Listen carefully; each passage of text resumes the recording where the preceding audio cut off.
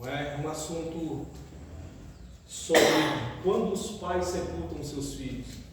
Nós sabemos que isso daí, pela ordem natural das coisas, são os filhos que têm que sepultar os pais, né? E não os pais sepultarem os seus filhos. Mas infelizmente acontece muito disso hoje. A gente vê muitas vezes no nosso meio os pais terem que sepultar seus filhos ainda jovens. A maior parte dos problemas que existem isso pouco acontece dentro da igreja, a não ser que esses dias atrás eu vi até um pastor que teve que sepultar o seu filho lá do lado do Nordeste, lá no Norte e Nordeste do país, ainda novo, menino pregador da palavra, mas ele tinha uma doença que já vinha lutando. Isso é uma coisa que acontece, é uma fatalidade, mas não é de praxe de acontecer no nosso meio esse tipo de coisa. Mas isso acontece muito no mundo, não é? Pai e a mãe é crente, tem um filho que está envolvido no mundo das drogas e morre cedo, e lá vai a mãe e o pai tem que sepultar o seu filho muito novo. E isso acontece porque eles infringem, né, o 5º mandamento da lei de Moisés, em Êxodo, capítulo número 20, versículo número 12, que diz assim: honra teu pai e a tua mãe, para que se prolonguem os teus dias na terra que o Senhor teu Deus te dá. E o apóstolo Paulo falou que esse é o único mandamento com promessa. Note bem, o apóstolo Paulo, ele era fariseu, ele sabia que a Bíblia tinha 613 mandamentos. Aqui é só listado os 10 principais mandamentos que foram colocados nas tábuas de Moisés, mas haviam 613 mandamentos, e foram 613 mandamentos que foram selecionados pelos próprios fariseus. Foram os fariseus que detalharam mandamento por mandamento, fizeram a contagem certinha e deu 613. Paulo era fariseu e ele sabia que haviam 613 mandamentos. E ele disse: o único mandamento com promessa é honrar pai e mãe. E qual que é a promessa? Se você honra teu pai, se você honra tua mãe, os teus dias vão se prolongar. Você vai viver mais. Quem honra pai e mãe vive mais sobre a face da terra. E eu já falei para os irmãos na questão da honra. A honra, a Bíblia, ela não tem um significado para a palavra honra. Não existe significado para a palavra honra, nem no nosso dicionário. O nosso dicionário, ele dá uma questão de honra como sendo uma espécie só de respeito, né? Até eu contei uma certa vez aqui que quando eu corria a corrida de 100 metros, eu ganhei uma medalha de ouro, imitação do ouro, né? Mas a gente falava de ouro, e ganhei um prêmio também em dinheiro, e na medalha vinha escrito honra ao mérito, ou seja, era um respeito por eu ter chegado em primeiro lugar, então eu ganhei aquele tipo de medalha. Mas a palavra honra, ela é do original hebraico kaved, que é quase parecido com kavod, que é a expressão para glória. Kavod é glória. Quando a mulher de Finéias estava gerando filho, quando ela soube da morte do marido e do sogro, ela começou a gerar ali, e ela disse e kavod, mas essa expressão em hebraico é e kavod, ou seja, foi-se a glória. E honra é kaved, que é quase kavod. E esse kaved, ele não tem um significado absoluto. Honra, eles usavam um símbolo. O símbolo era o ouro. Por quê? Porque o ouro, ele tinha valor e peso ao mesmo tempo. Então, desonra, o símbolo era um vapor, porque o vapor não tinha valor e não tinha peso. Então, honra é isso, honra é aquilo que tem valor e tem peso ao mesmo tempo. Então, a presença do pai e da mãe dentro da família e entre os filhos tem que ter valor, tem que ter peso. A palavra do pai, da mãe, tem que ter valor, tem que ter peso. O nome do seu pai e da sua mãe tem que ter valor e tem que ter peso. Nós vamos tratar a história dos filhos de Jó, na particularidade, vai ser os filhos de Jó. E a gente, às vezes, eu não vou concordar algumas coisas com o comentarista, porque ele diz que a família de Jó era uma família quase que perfeita. E não era, meus irmãos, não era mesmo, porque enquanto o pai ficava trabalhando, se matando de trabalhar, os filhos ficavam em festas. Essa é a grande verdade. Os filhos ficavam em festas, e você tem ideia, ele tinha 7 filhos e 3 filhos, não era isso? 7 filhos e 3 filhos.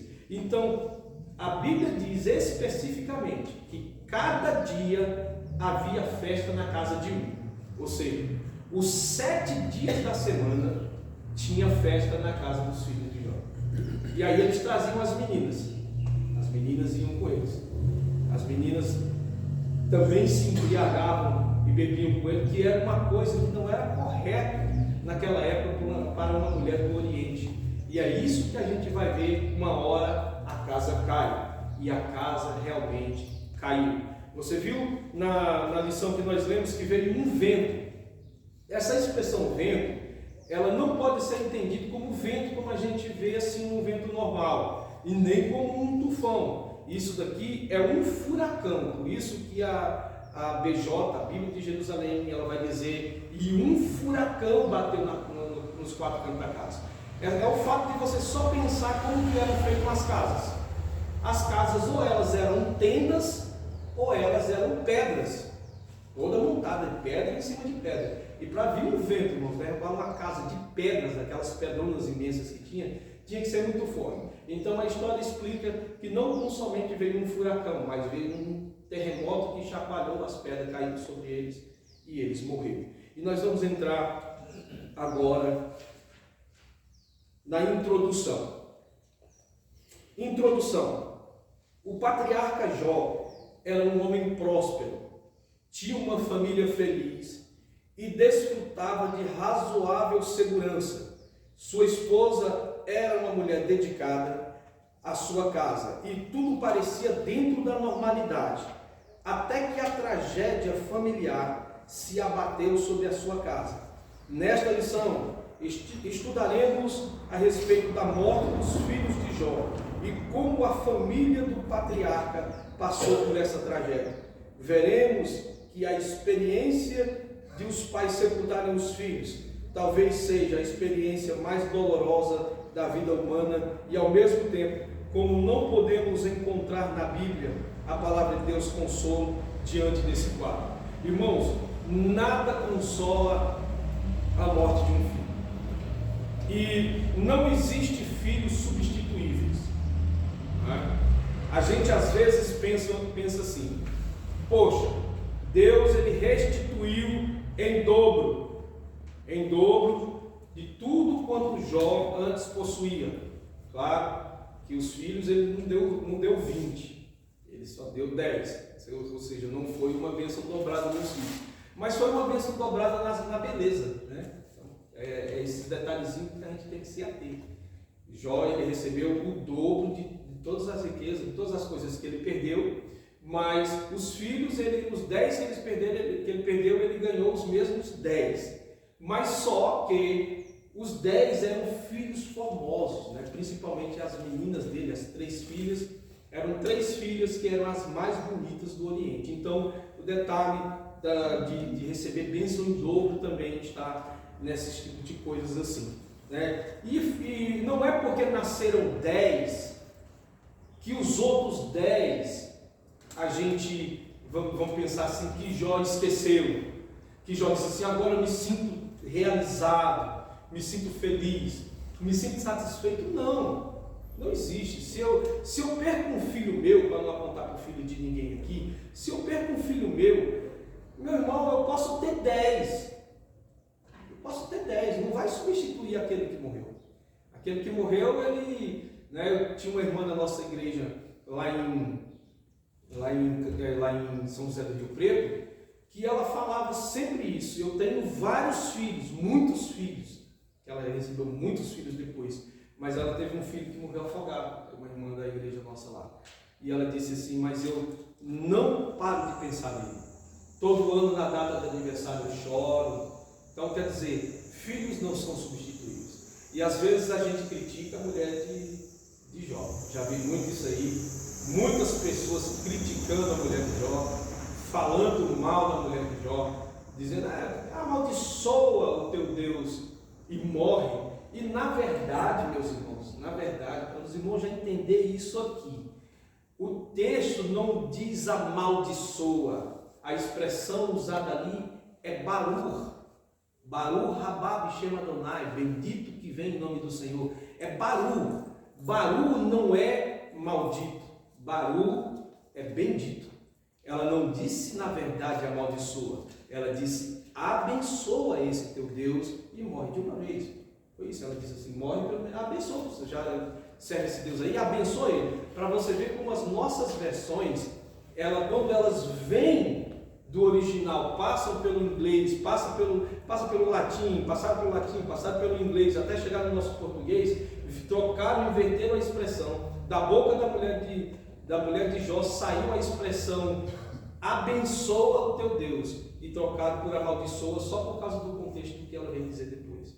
Mas mesmo que ela tivesse dito amaldiçoa, na hora do momento assim de desespero, não é, pastor? Sim. Na hora do momento de desespero, irmão, você vai segurar na alça de 10 caixões. Não é fácil com a mãe, não é? Você já pensou uma mãe sepultar 10 filhos? Porque o homem, irmão, ele perde, ele chora, ele sofre, mas irmão, a mãe ela sofre muito mais, né? Na maioria dos casos, né? A mãe, o sofrimento da mãe é muito mais dobrado, porque o pai, na maioria das vezes, o pai está na rua, o pai está trabalhando, o pai está fazendo alguma coisa, e a mãe não, a mãe está com os filhos ali, está presente, né? Essas coisas assim. Então, filhos não são substituídos, não existe nada que console. É só deixar o tempo passar. Aqui não vai ter esse negócio de super-homem que vai dizer assim: olha, você perdeu um filho e vamos orar por você e Deus vai tirar essa amargura do seu coração. Tira, não tira mesmo. Não se engane, não se acha que é uma super girl e nem super-homem, que aqui não tem. Irmão, perdeu, teve uma perca, sofra, chore, mas chore bastante. Chore até você perder as forças. Aí depois, no outro dia, der vontade de chorar, chore de novo. E vai deixando o tempo passar, orando, pedindo oração, conselho pastoral, que aos poucos Deus vai sanando essa dor que há no coração. Esquecer jamais, mas pelo menos vai sanar um pouco. A família de Jó. Eu gostaria que a irmã Ângela lesse para mim, o tópico primeiro e o subtópico primeiro, quem era Jó. A família de Jó. Quem era Jó? O patriarca Jó nasceu no norte da Arábia, na terra de Uz. As pesquisas dizem que ele viveu numa época anterior à de Moisés, antes do mesmo de Adão, entre os séculos 25 e 28 a.C. Naquele tempo, a longevidade humana era maior que a atual, o que explica a sobrevida de 140 anos do patriarca Jó. Jó, capítulo 42, versículo 16. Mais especificamente, ele nasceu depois de Jó 28, 16, e tornou-se um homem rico e próspero. Seu caráter santo foi testemunhado pelo próprio Deus. Homem sincero, reto, justo, temente a Deus, e por isso desviado do mal. Então, irmãos, aqui ele vai dar uns dados históricos acerca de Jó, a época em que Jó viveu. Até hoje, as pessoas falam que ele realmente pode estar no norte da Arábia, mas a localização certa mesmo, ainda geograficamente não se sabe ao certo sobre essa questão de Uz, porque não tem documentos que comprovam a não ser a Bíblia. Então eles fazem umas outras análises de que Uz pode ser essa parte norte a parte da terra de Uz aí, ao norte da Arábia, que ele viveu antes de Moisés, isso está claro naquilo que eu falei. O texto de Jó, se você for ler os detalhes do livro de Jó, você vai ver que realmente é uma época anterior a Moisés. Porque pela expressão Shaddai, eu estou montando uma mensagem, na verdade duas, vai ser em duas partes, e Yahvé se manifestará, baseado num louvor que eu gosto muito. Eu estou montando uma mensagem, e essa mensagem eu vou falar sobre a progressão, a ordem progressiva do nome de Deus, como o nome de Deus vai passando durante todos os tempos. Então, El Shaddai foi o Deus que se apresentou a Abraão no capítulo 17. Eu sou El Shaddai, eu sou o Deus Todo-Poderoso. Então a gente entende que El Shaddai era como Deus era conhecido antes de Moisés ter um encontro com Deus lá na sarça ardente. Antes de Moisés ter um encontro pessoal com Deus, quando ele viu a chama ardendo ali. Até antes disso, Deus era conhecido como El Shaddai. E se você for analisar o livro de Jó, 39 vezes ele usa a expressão El Shaddai. 39 vezes. Ou seja, ele era de uma época patriarcal. E isso está claro nesse detalhe. Um outro detalhe também são os seus filhos. O filho fazer festa, um fazendo no domingo, outro fazendo na segunda, outro fazendo na terça, outro fazendo na quarta, outro fazendo na quinta, outro fazendo na sexta. E chegar no Shabat, eles não respeitarem, significa que eles eram anterior a Moisés. Porque senão eles tinham que interromper aquele dia de festa, para pelo menos respeitar o Shabat.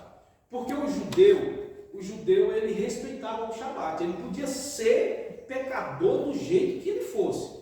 Ele podia fazer tudo quanto era coisa de errado. Mas chegava no Shabat, ele parava. E você vê que os filhos de Jó, eles fazem festas ininterruptas.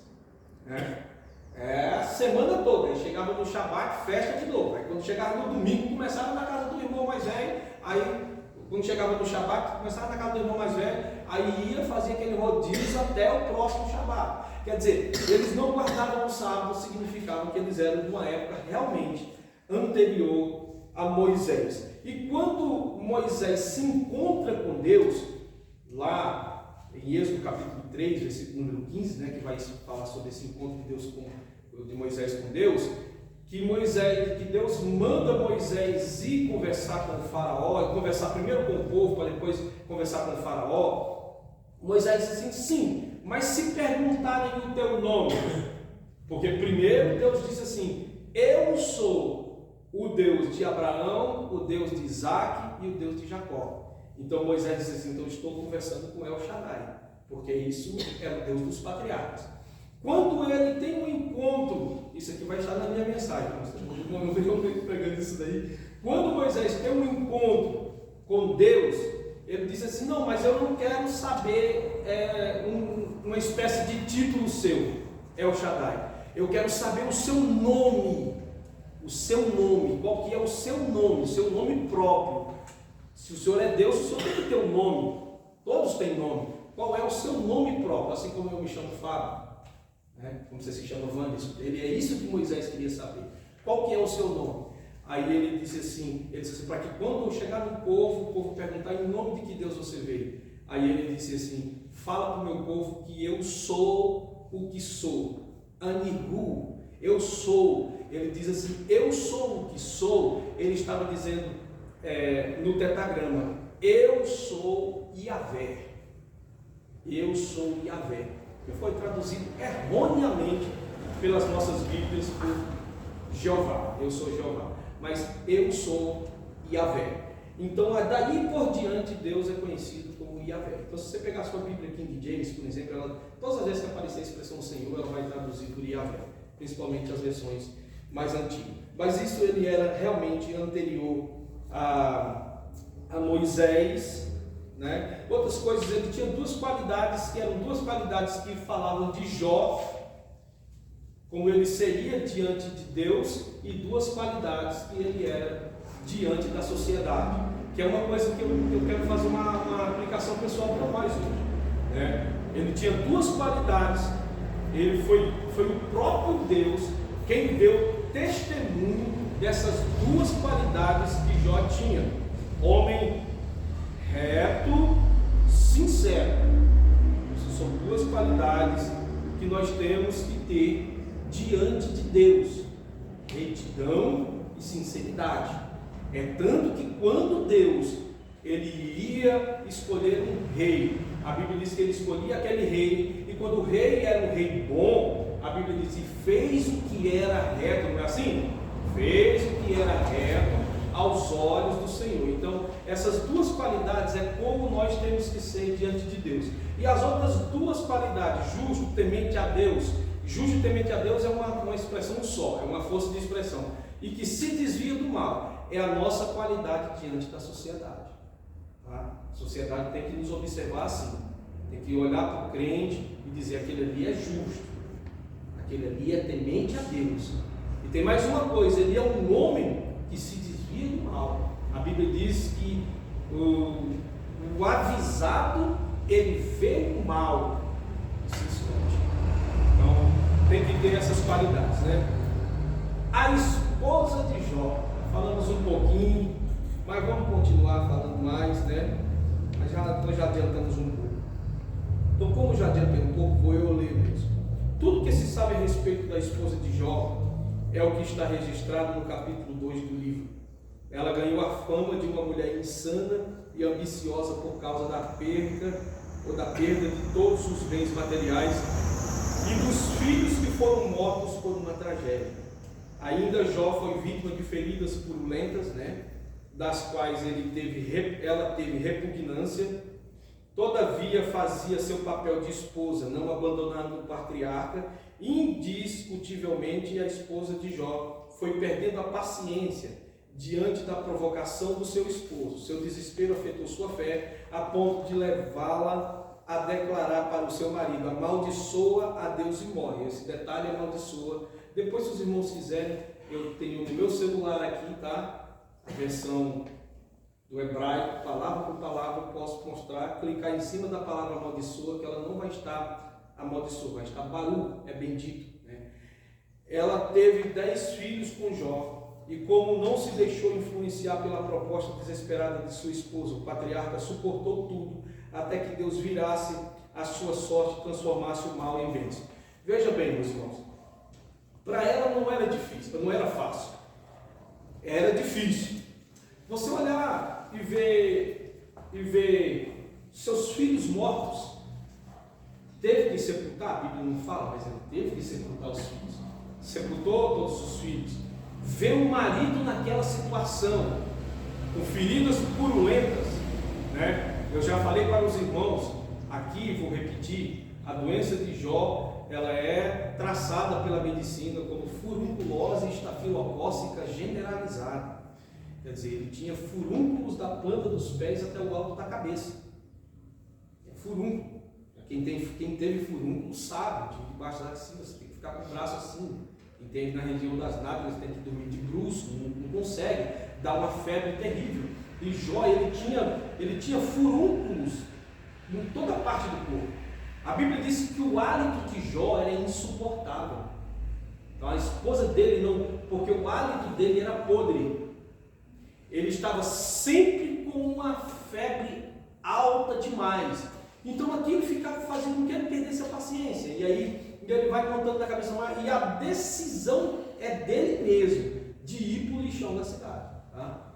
Jó, ele sai de casa e ele vai lá com uma espécie de vazadouro, o lixão da cidade. Digamos assim que Jó saiu daqui da cidade de Nova Granada e foi lá para o lixão, fica lá. Então você queria saber onde era que estava o Jó? Jó estava lá no lixão, ele estava lá no vazadouro. E daí é onde os problemas foram se acarretando mais. Por quê? Porque conforme os furúnculos estouravam, né? Os furúnculos estouravam, aí é claro, né? O pus, aquela coisa, está ali no meio do lixo, aí as moscas vêm e sentam, não é? As moscas sentavam em cima das suas feridas, e aí a Bíblia diz que os vermes ficaram saindo do seu corpo. Vermes saindo do seu corpo. Então, o estafilococo, ele é uma bactéria que causa coceira. É por isso que quando você vai ouvir dizer que ele se coçava, conforme cada furúnculo sarava, digamos assim, ele pegava e dava coceira, então ele ficava se coçando com uma argila, uma espécie de caco de telha, qualquer coisa assim, ficava se coçando. Então Jó não tinha paz de dia e de noite. Era um sofrimento muito grande. Segundo os estudiosos, não posso confirmar com certeza, mas segundo os estudiosos, ele passou por essa situação durante 7 anos. 7 anos. Aí agora, a gente que é crente, com qualquer coisinha, né, pastor? Abandona. Com qualquer coisinha, desanima de Deus, abandona o Evangelho, larga a mensagem da cruz, vai para um Evangelho onde tem mais facilidade, onde só tem mais chave de carro, chave de casa, Evangelho que revela RG, a revelação do seu passado, presente e futuro, entendeu? E a gente sabe, irmãos, que o segredo de tudo está na palavra de Deus. Você nunca vai conseguir entender o problema de Jó, o sofrimento de Jó. Não dá para entender. Porque o que está acontecendo no céu, você às vezes não entende aqui na terra. Está acontecendo uma coisa lá no céu. O Jó sabia que ele aqui na terra, com a família dele, trabalhando de boa, com a família, ia saber que o diabo estava lá no céu conversando com Deus, os dois lá, e Deus dizia, você viu no céu do Jó lá embaixo, e tal, aquela coisa lá, e disse assim, filho, é homem reto, sincero, temente a Deus, que diz mal, e aí o diabo olha para ele e diz assim, mas também tu dá tudo para ele. Ele é abençoado, ele é rico, pesa um pouquinho a mão nele, para ver se ele não te amaldiçoa na tua cara. Quer dizer, isso é um diálogo de Deus com o diabo lá no céu, mas o Jó aqui na terra não está sabendo de nada. Então existem coisas nas regiões celestiais que estão acontecendo que acarretam sobre mim e sobre a sua vida, você não sabe, mas está acontecendo no reino espiritual. Agora, aqui nessa época o pessoal tinha mania de atribuir a Deus tudo, as coisas boas vinham da parte de Deus, o mal também vinha da parte de Deus, então era uma coisa muito difícil, mas dá para se entender ou não dá o caso da mulher de Jó? Dá? Mesmo que ela tivesse dito amaldiçoa, o texto diz abençoa, mesmo que ela diz amaldiçoa, no momento de desespero fala mesmo. Então a partir de hoje, se você via a mulher de Jó com os olhos, veja com outros, principalmente mãe vai entender melhor, mas a gente que é pai, e a maioria do pessoal que a gente vê é quem critica é os homens, né? Os pregadores vai lá, a mulher de Jó, aquela desviada, e não sei o que. Meu irmão, ia perder 10 filhos, entra na mente da pessoa, você não aguenta perder um, né? É difícil. Vamos lá, pastor, o senhor pode ler 3? Os filhos de Jó? Posso. Os filhos de Jó. Jó estava atento ao modo de viver de seus filhos. Estes tinham uma rotina social de banquetes, muita comida e bebida. A Bíblia mostra que o pai apresentava sacrifícios a Deus por seus filhos e orava por ele todos os dias. Ou seja, havia zelo e cuidado do patriarca para o bem-estar espiritual dos filhos. Então, meus irmãos, quem vive de festa não sobrevive muito tempo. Quem vive só de banquete não sobrevive muito tempo. Por isso que o crente ele não pode viver de festa. Tem crente que ele é um crente festivo, gosta muito de congresso, gosta muito de... Então, tem gente que se transforma em época de festas, de festividade. Não é, pastor? Não, Fábio. Tanto é que se você observar os noticiários atuais, né, da atualidade, a maior parte das pessoas que morrem, dos acidentes que acontecem, normalmente eles não vêm numa festa. Normalmente eles vêm numa festa. Certo? Os golpes ocorrem, os roubos de celulares ocorrem, normalmente uma festa. Exatamente. A Bíblia chega a dizer que é melhor estar no velório do que estar numa festa. Por que é melhor estar no velório do que estar numa festa? Porque é exatamente nessas questões que o pastor falou. Em festas, a tendência é sempre você perder alguma coisa. Não festas espirituais. Essas festas do mundo aí, a tendência é você perder alguma coisa. E no velório, é a hora de você pensar. É a parte que vai trabalhar o seu psique. Você entrou dentro de um velório, aí você vai, vamos dizer assim, um velório de um amigo seu.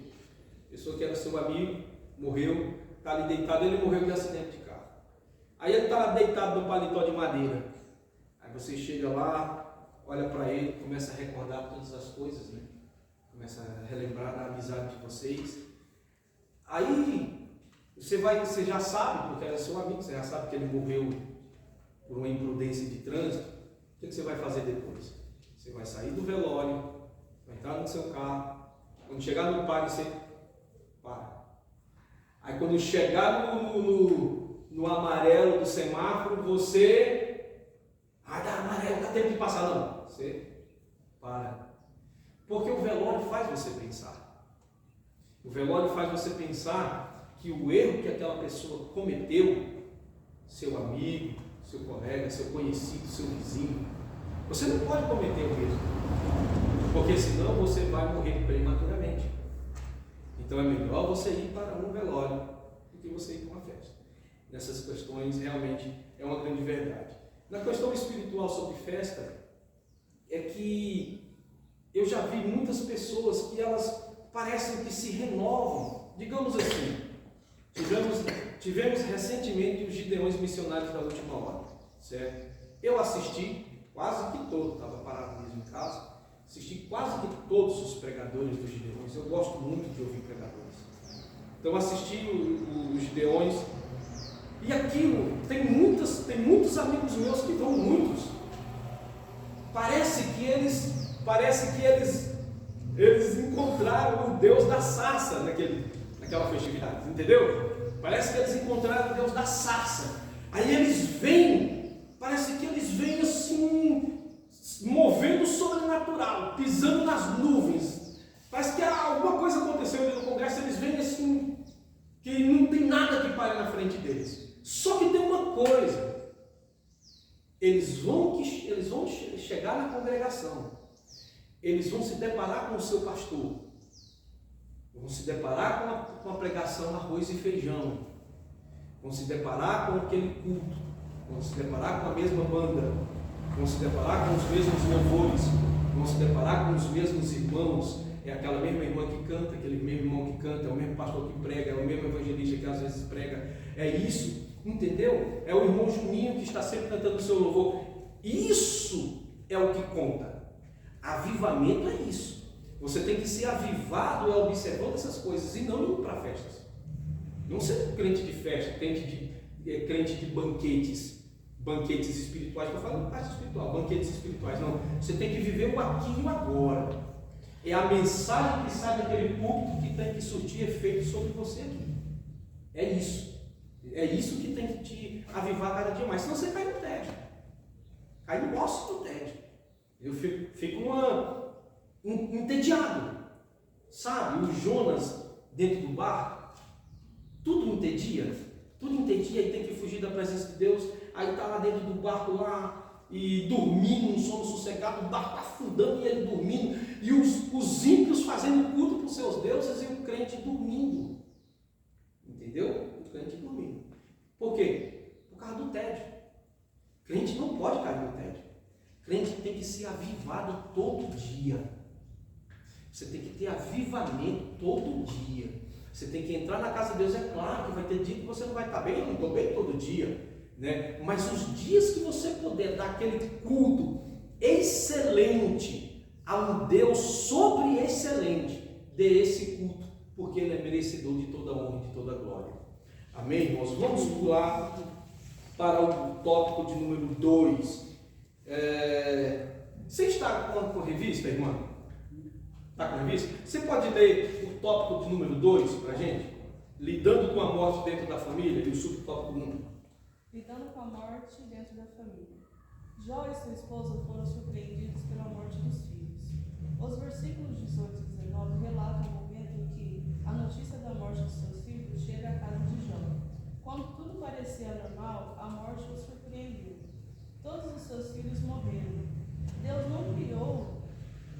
não nos criou para morrer, mas a morte é uma maldição adivinha do pecado e só o Senhor Jesus foi capaz de travar essa maldição no reino do seu Calvário. Assim como perplexa da morte, e principalmente quando envolve alguém próximo a nós. Por isso, a palavra de Deus nos mostra que devemos estar conscientes quanto à realidade da morte. Não temos domínio nenhum sobre ela. Entretanto, a nossa confiança está em Cristo, e por causa da sua ressurreição, podemos afirmar que a morte não nos reterá na sepultura, mas servirá de meio para adentrar a vida eterna com o nosso Salvador. Uma pergunta. Se você puder responder, responda. Se não puder, eu vou dar a resposta para você. Se os filhos de Jó fossem retos, sinceros, justos, temente a Deus e que se desviavam do mal igual o pai, teriam morrido? Não teria, né? Não teria. Ou seja, os filhos morreram vitimados pelo próprio pecado deles. Infelizmente, o pai levantava, fazia sacrifícios a Deus em prol dos filhos. Jó, ele ia lá, fazia sacrifícios. Jó, ele fazia um papel sacerdotal. Possivelmente Jó era uma espécie de sacerdote mesmo, né? Nós temos isso no capítulo 42, quando os amigos de Jó têm que levar ovelhas para sacrificar, para expurgar o pecado por terem falado mal de Jó. Não é assim? Capítulo 42 e 10. E o que acontece? Mas o Jó levantava e apresentava os pecados dos filhos. Porque quem sabe que os filhos se embriagaram demais, ficaram alegres demais e amaldiçoaram a Deus. Era isso que ele pensava. Então ele ia lá e sacrificava pelos filhos, orava e sacrificava. Só que tem dois problemas muito sérios nisso. O primeiro problema é que Jó, ele ainda não tinha uma intimidade com Deus que ele servia. Já é o primeiro problema. Ele só vai conhecer a Deus no capítulo 42. E ele vai dizer isso, 42 e 5. Antes eu te conhecia só de ouvir falar.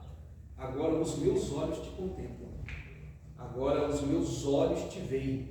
Ou seja, antes era só ele sacrificava, orava, apresentava os filhos a um Deus que ele só ouvia falar. Entendeu? Mas ele não tinha contato, ele não tinha intimidade, ele não tinha aproximação, ele não conversava com ele face a face. Deus vai conversar com Jó face a face no capítulo 38. Quando Jó já está começando a querer se desviar, Deus, opa, e ainda tem mais uma coisa, Deus só fala com Jó no capítulo 38, quando os amigos saem de perto. Quando aqueles falsos amigos estavam ali perto, criticando, Deus deixou falar.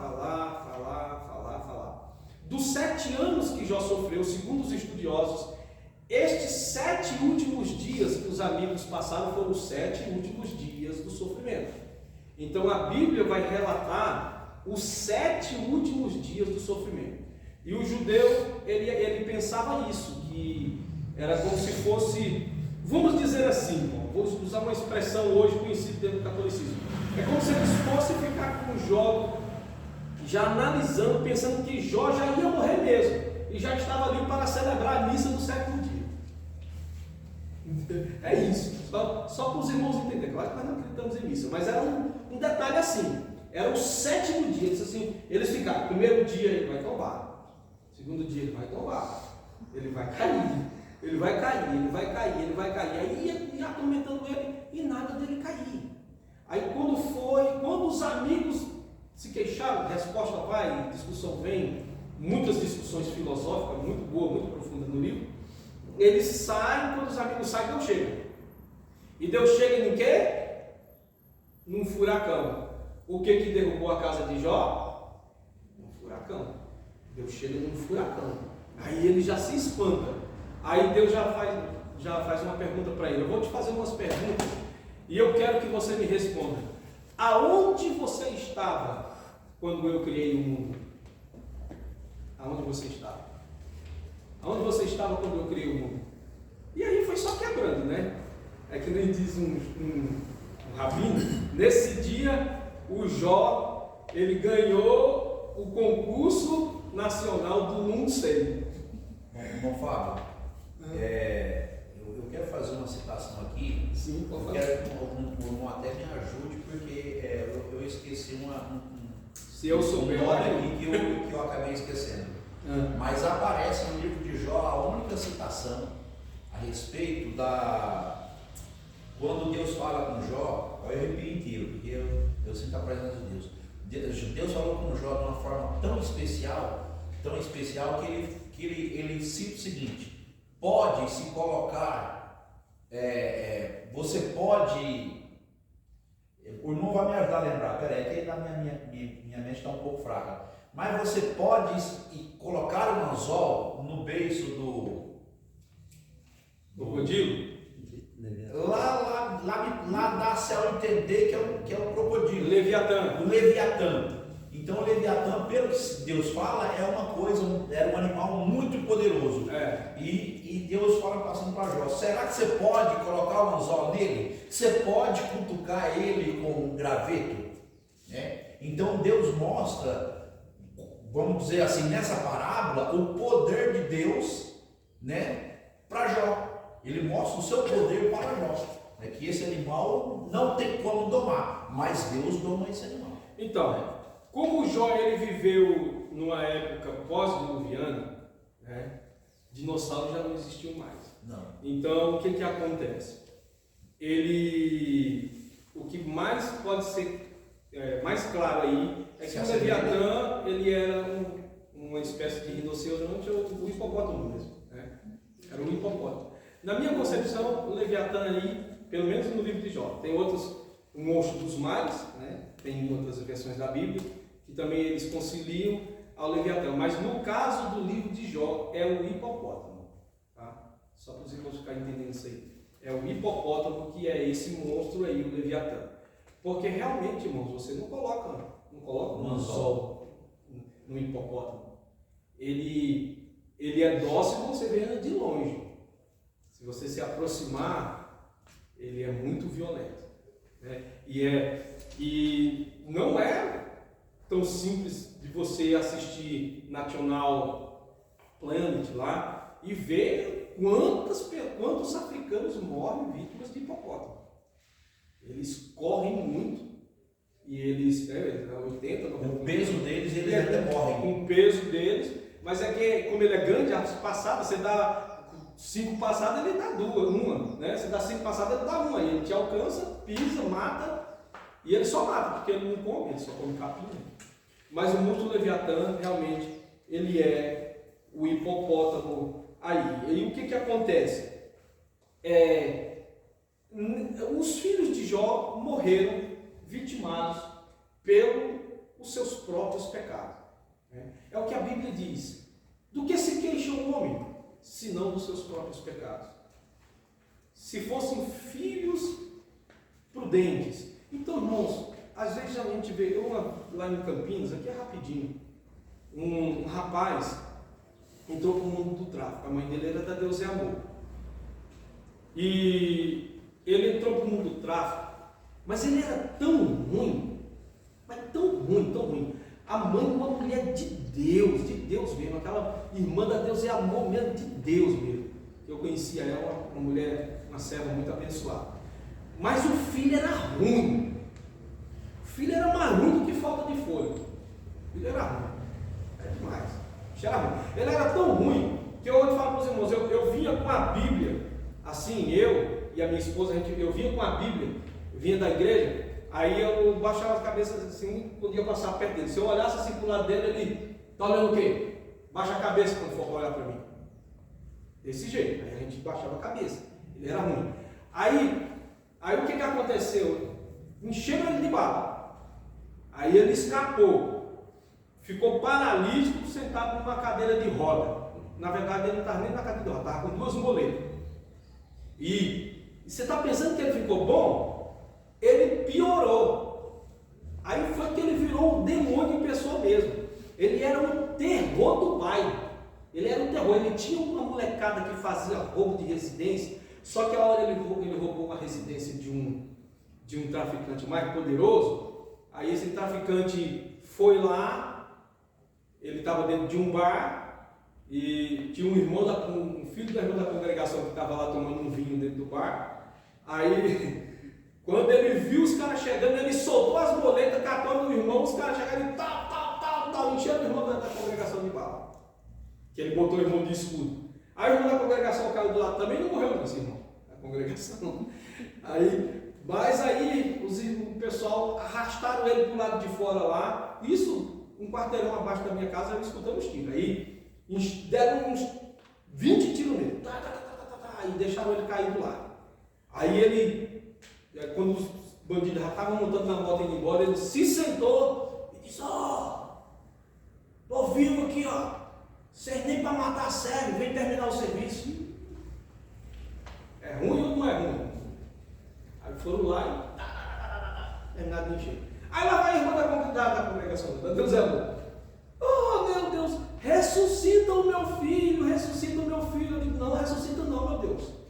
Ressuscita não, deixa esse demônio seguir. Quer dizer, é difícil, irmão. Mas ressuscitar está igual o rei Jorão, morreu sem deixar saudade. Embora, já foi tarde. Então vamos. Senão, quer dizer que é curtinha, mas vamos lá. Razões para a tristeza de luto de Jó e de sua mulher. De certo modo, Jó tinha uma família feliz, de certo modo. Não concordei muito não, mas de certo modo, aparentemente. Nesse contexto, eu não acho muito certo, irmãos, porque o que o pai junta e um filho gasta, para mim não existe lá feliz assim. O pai vai juntando por um lado e os filhos vão gastando por outro. O pai vai, sabe? O pai vai construindo um império e os filhos vão destruir. Não, eles tinham que morrer mesmo para poder nascer filho bom, para dar um legado, né? Continuar o legado, né, pastor? Continuar o legado. É assim. Tinha que morrer mesmo. É igual os ruins que morreram. Na minha concepção, claro que o sofrimento da mãe, o sofrimento do pai é outra coisa. Estou dizendo na minha concepção. Porque senão eles iam acabar com o legado do pai mesmo. Eles só queriam saber de festa e banquete. Então não era uma família tão feliz. O pecado realmente traz a morte. O salário do pecado é a morte. Ou espiritual ou física. Não tem pra onde correr não. Você sabe por que a expressão diz o salário, né? Salário. Salário vem de sal. A gente às vezes não sabe essa questão de salário, né? Vem de sal, porque antigamente era pago com sal, porque sal era muito valioso, né? Salário de sal. O salário do pecado é a morte. Nesse contexto, Satanás desafiou a fidelidade dele e atacou frontalmente com a morte de seus filhos. A Bíblia não fala do sepultamento, isso aqui nós estamos tocando no assunto dos filhos de Jó, mas certamente ele aconteceu. É importante ressaltar que uma perda como essa traz uma tristeza imensa. A palavra de Deus diz que há tempo para tudo. Há tempo de sorrir e há tempo de chorar. A tristeza e o choro passaram a fazer parte da família de Jó, que outrora era feliz e próspero. Próspero eu até concordo, feliz eu não concordo muito, mas pode até ser também. Eu vou pular isso daqui. Fidelidade ao Senhor em meio à dor. O capítulo 1 de Jó mostra a reação do patriarca diante da notícia trágica da morte de seus filhos. Jó rasgou o manto, rapou a cabeça, lançou-se em terra e adorou ao Senhor. Jó 1 e 20.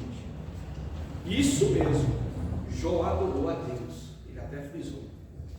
Aqui ele iniciou o processo de aceitação do ocorrido diante do Senhor da vida. Essa passagem bíblica nos mostra que a dor da perda não passa, mas o processo de aceitação torna o luto mais digno. Por isso o patriarca pôde dizer em atitude de adoração: nu saí do ventre da minha mãe e nu tornarei para lá. O Senhor me deu, o Senhor o tomou, bendito seja o nome do Senhor. Capítulo 6 de Jó, a gente entende um pouco, 6, que ele já está, assim, 6 e 4, ele já está digamos assim, já não está muito mais aceitando. Irmãos, a atitude de Jó diante do sofrimento foi uma coisa muito profunda. Ele recebeu a morte dos filhos, a perda da riqueza, tudo com uma atitude de adoração. E isso o diabo pode roubar de você. Pode roubar, pode vir perca sobre a sua vida. Só que o diabo jamais pode tirar de você a atitude de adoração. O diabo jamais pode tirar da sua vida o sinônimo de adorador que você é. Você é um adorador, certo? Aquele negócio de passe pela prova cantando louvor, passe pela prova exaltando o Senhor, passe para a fornalha que ele vai estar lá, ele para lá e para cá. Irmão, às vezes você não passa pela prova cantando, não passa pela prova adorando. O importante não é a forma como você passa, o importante é passar. É passar. Passar sem se perder com a perca. Esse é o detalhe. Você jamais pode se perder com as suas perdas. Perdeu? Chora, sofre, passa pela prova, não dá para passar cantando, passa chorando, passa se rastejando, vem para a igreja se arrastando, fica de joelho o culto todinho. Eu já vi irmão que estava com uma dor tão grande que em todo culto que ele chegava, ele dobrava o joelho e era do começo ao fim do culto de joelhos. Do começo ao fim do culto, só chorando, o culto ali, nessa oportunidade, aí ele levantar no fim do culto e ir embora. Processos. Mas você sabe o que aconteceu? Ele passou. Ele passou. Né? Então é assim.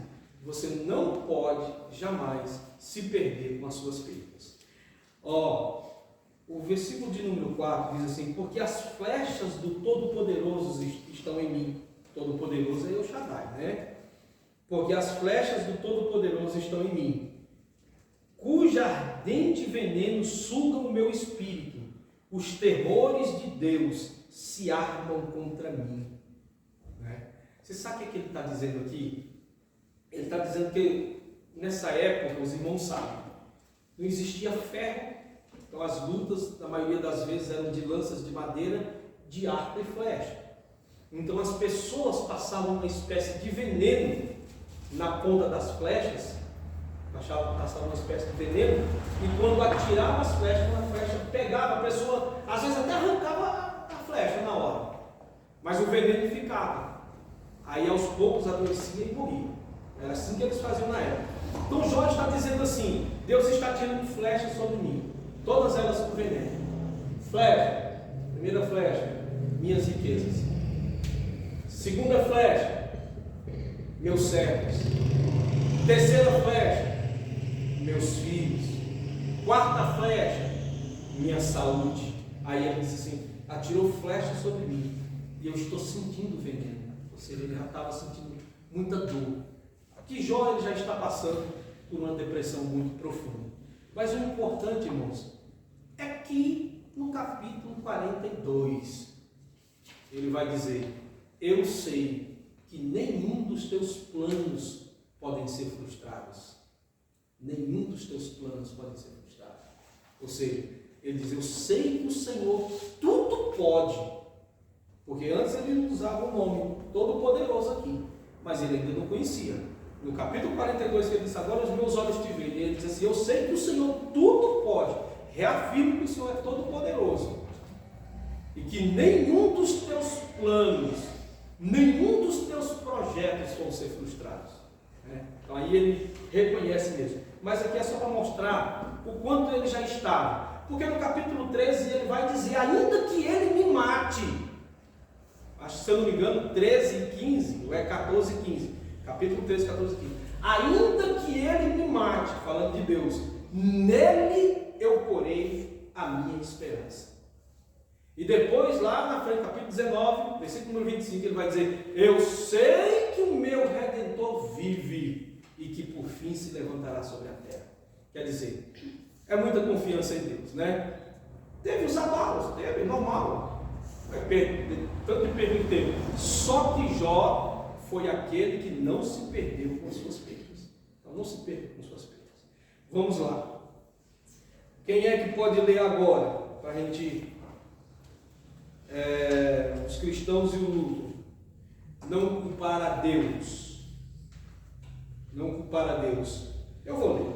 Eu posso ler. Pode ler, pastor? Então pode ler. Não subtópico 1, não culpe a Deus. Não é muito difícil nos momentos de perdas inesperadas, o ser humano se desesperar e passar a blasfemar contra Deus. Não é isso que aprendemos com Jó.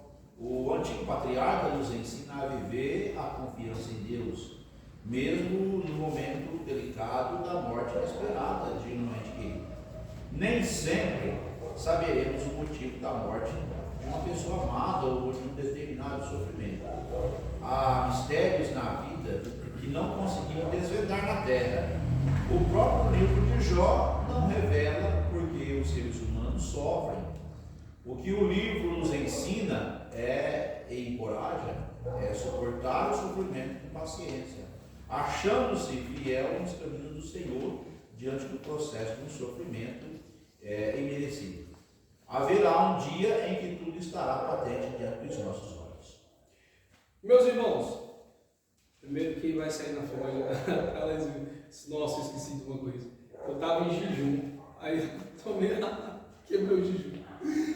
Mas é assim mesmo, depois a gente volta ao jejum na normalidade. Ô irmãos, vamos para o Deuteronômio, capítulo de número 29, versículo de número 29, para a gente entender um pouco isso daí. Quem achou já pode ler.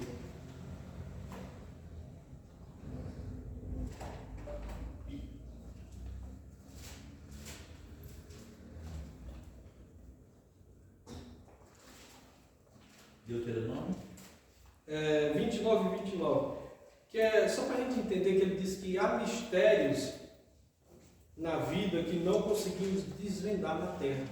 Né? Eu acho que é mais concordando com aquilo que Jesus falou. As coisas que eu faço agora, você não entenderás agora, mas entenderás depois. Então, mas esse Deuteronômio eu queria ver, porque eu não vi essa passagem. As coisas reveladas para o homem, para o homem, as de Deus é para o é homem. esse texto? Então é esse texto aí, pastor. Mas pode ler mesmo assim. As coisas encobertas são para o Senhor, nosso Vou Deus. memorizar esse versículo. Porém, as reveladas são para nós e para os nossos filhos para sempre, para cumprirmos toda a palavra dessa lei. Amém? Irmãos, o tempo já está avançado. Deixa eu dizer uma coisa aqui para os irmãos. Ele falou sobre a parte do imerecimento. Tá? A parte do imerecimento. Realmente, irmãos, existem coisas na Bíblia que é a lei da semeadura mesmo, que a gente leu na semana passada. Tem coisas que estão dentro da lei da semeadura. Você plantou, você colhe. Você planta, você colhe. Mas tem coisas, irmãos, que é algo que acontece que você não sabe o porquê. E nem como que aconteceu com você. Por exemplo, Jó merecia? Não, Jó não merecia. Por que ele passou? Ele estava colhendo a lei da semeadura? Não, ele não estava colhendo a lei da semeadura. Por quê? Porque pelo próprio texto, testemunho do próprio Deus, que Deus testemunhou de um mortal, para dizer que esse mortal era reto, sincero, temente a Deus, e que foi ele mesmo que disse assim: o Senhor pode me pesar na sua balança. Olha a autoridade dele. O Senhor pode me pesar na sua balança e ver se há em mim alguma falta. Quer dizer, ele era muito reto, muito correto. Para falar um negócio desse para Deus, tem que ter uma vida muito no altar, entendeu? Ele mesmo chegou a dizer assim: os meus olhos nunca olharam para uma virgem, ou seja, eu nunca desejei mulher nenhuma fora minha. Está entendendo como que é? É um homem assim, fora do normal dentro das escrituras. Agora esse homem passa por tudo isso. Então, o que acontece na lei, na vida de Jó, não é a lei da semeadura, é a lei do imprevisto. É a lei do imprevisto. Se você for analisar a parábola do joio e do trigo, ele vai dizer que o maligno foi lá, enquanto todos dormiam, ele foi lá e colocou a semente, certo? Só dormiu, ele foi lá e plantou.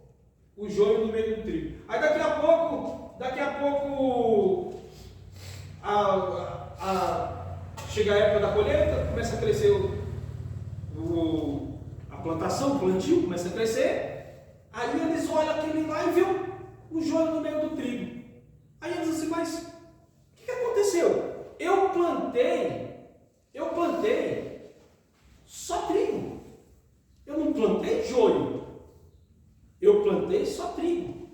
Está entendendo? Como a lei da semeadura, ela tem também algumas restrições. Nem tudo que você planta, você colhe. Ele disse, eu plantei só trigo. Eu não plantei joio. Eu não tinha direito de colher joio, porque eu plantei trigo. Entendeu? Então é a lei do imprevisto. Aí o chefe da família vai dizer assim, não, o inimigo fez isso. É o caso de Jó. Jó só plantou trigo. Mas por que o joio foi aparecendo na vida? O inimigo fez isso. O inimigo estava lá no céu, conversando com Deus, debatendo com Deus. O inimigo fez isso. Jesus fez o que para merecer a cruz? Pecou? Não. Quem que pecou?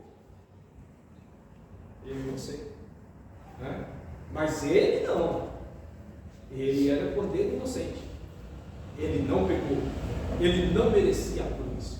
Quem merecíamos somos nós. Nós tivemos que morrer a sua morte para viver a sua vida. Então, ele não fez nada. Então, Jesus não colheu o que plantou. Simplesmente é a lei do imprevisto. É aquilo que Deus, que o homem não está prevendo o que vai acontecer, mas Deus está traçando um plano lá em cima. Entendeu como que é, meu irmão? Então nem tudo acontece na tua vida porque você plantou alguma coisa. Isso daí é síndrome dos amigos de Jó. Quem sofre disso daí, sofre de síndrome dos amigos de Jó. Ah, você está doendo desse jeito? Ó, você pecou. Você pecou, você fez alguma coisa. Confessa logo aí, que aquele que confessa e deixa alcança a misericórdia, já vai confessando. Que é para você poder partir feliz, poder partir em paz. Já confessa o teu pecado. Olha, irmãos, o Bildade chamou ele de ímpio. Bildade chamou ele de ímpio. Você é um ímpio. Bildade chamou ele de ímpio. Os amigos dele, cada um foram falando coisas terríveis acerca dele. Que ele era ímpio, que ele era pecador. Você é um pecador miserável. E foram ofendendo ele, sendo que ele não tinha feito nada.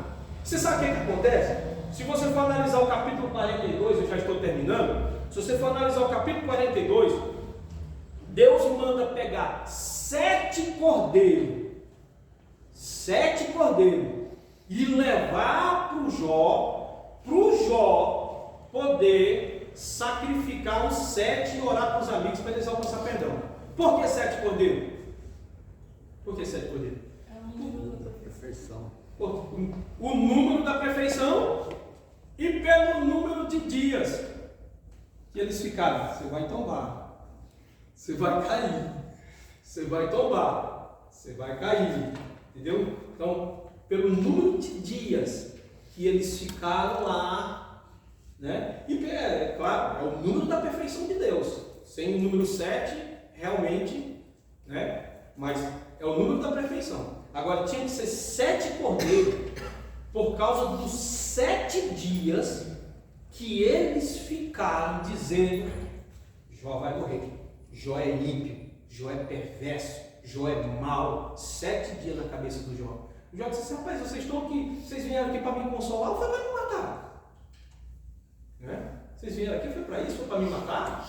Então se eu não tivesse vindo, tivesse me deixado aqui no lixão sozinho, certo? Porque tem amigo que só serve para isso, só serve na hora do seu problema que você está no estágio maior do seu problema e ir para terminar de lhe matar, sepultar seus sonhos. É isso que ele serve. A maioria, muitos, né? Não a maioria, muitos. Irmãos, vamos terminar?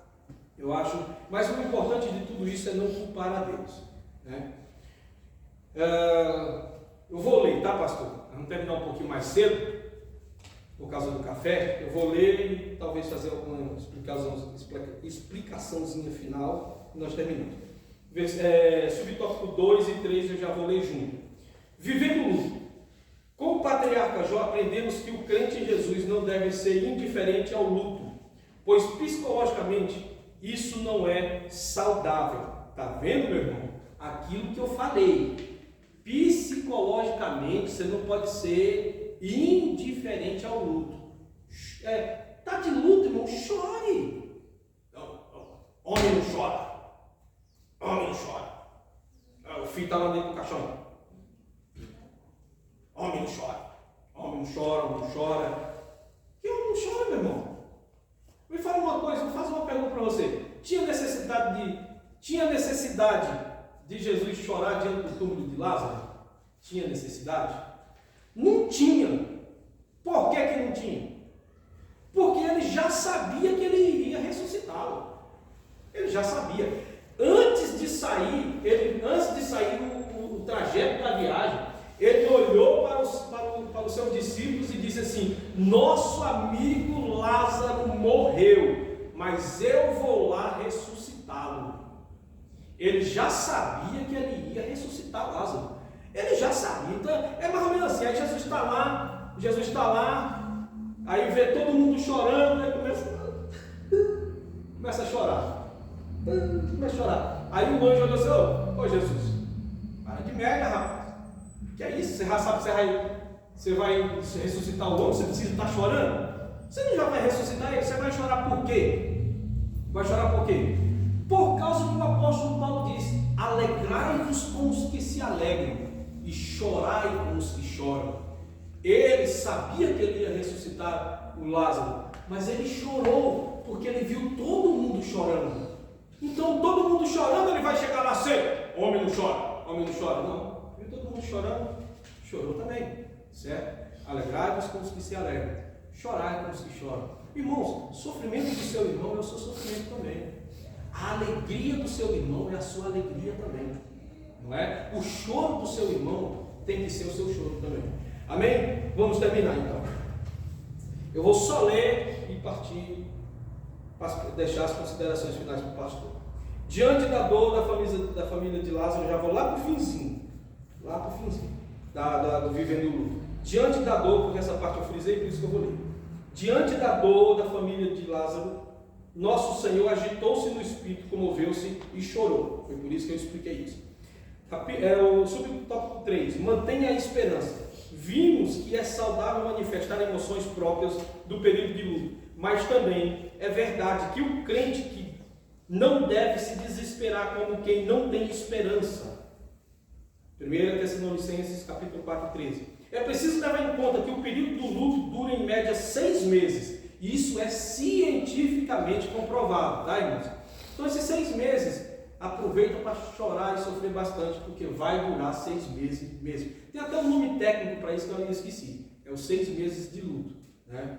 O judeu, quando era para um filho ou para um marido, ele ficava 1 ano de luto. Mas 6 meses já a cura já nasce por dentro.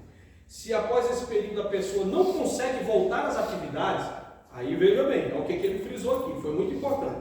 Se após esse período a pessoa não conseguir voltar às atividades normais, é preciso buscar uma ajuda especializada. Por isso que não é saudável. Então, se não consegue, passou o período dos 6 meses, que é cientificamente comprovado que é o momento de dor que você vai passar, que você vai ficar um pouco mais curado por dentro. Não esquecer o filho, não esquecer a filha, não esquecer o ente querido, que vai estar sempre na memória, mas não conseguiu ficar em traumas e em situações profundas. Nós citamos aqui que a morte de Absalão causou um trauma tão grande em Davi, que Davi ficou com depressão até o último dia da sua vida. Ele terminou com 70 anos decrépito, porque ele não suportou a morte do filho, que ele não dava atenção, que ele não dava um abraço, que ele não mostrava para o filho um carinho. Aí quando o filho morreu, Absalão, meu filho, Absalão, meu filho, Absalão. Aí ele vai chorar, tarde demais. Aí sabe o que acontece? Depois ele vai morrer novo, com 70 anos, decrépito, caduco, porque ele não conseguiu superar a dor do tempo. Ou seja, isso não pode acontecer com a gente. Passou de 6 meses, irmãos, busque ajuda. Pastor, as considerações finais. Agradeço a minha oportunidade em nome de Jesus.